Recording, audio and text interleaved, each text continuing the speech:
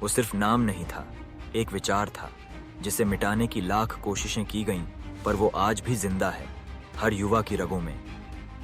जिसने हंसते हंसते फांसी का फंदा चूमा, जिसने कहा इनकलाब जिंदाबाद और इतिहास में अमर हो गया।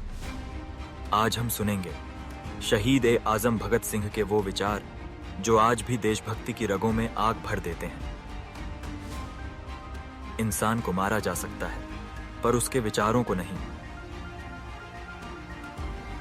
अगर बहरों को सुनाना है तो आवाज को जोरदार होना पड़ेगा। क्रांति की तलवार विचारों की सान पर तेज होती है। मैं एक मानव हूं और मानवता से जुड़ी हर बात का असर मुझ पर होता है। देशभक्तों को अक्सर लोग पागल समझते हैं। किसी को भी राज करने का अधिकार नहीं है, न ही इंसान पर, न ही उसके विचारों पर। जिंदगी तो अपने दम पर जी जाती है, दूसरों के कंधों पर तो सिर्फ जनाजे उठाए जाते हैं।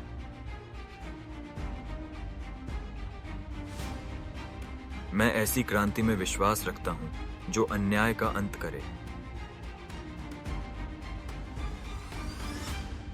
हमारे दुश्मन हमें खत्म कर सकते हैं, मगर हमारे विचारों को नहीं। मैं एक इंसान हूं और जो कुछ भी इंसानियत को प्रभावित करता है वो मुझ पर भी असर करता है। सच को कोई भी ताकत ज्यादा देर तक छुपा नहीं सकती। मैं एक महत्वाकांक्षी युवा हूं जिसे क्रांति से प्रेम है। मौत से डरने की कोई वजह नहीं, क्योंकि वो जिंदगी का अंतिम सच है। राख का हर एक कण मेरी गर्मी से गतिमान है। मैं ऐसा पागल हूं जो जेल में भी आजाद है। संगठित होकर रहो, तभी क्रांति लाई जा सकती है। किसी भी देश का सबसे बड़ा दुश्मन उसकी चुप्पी होती है।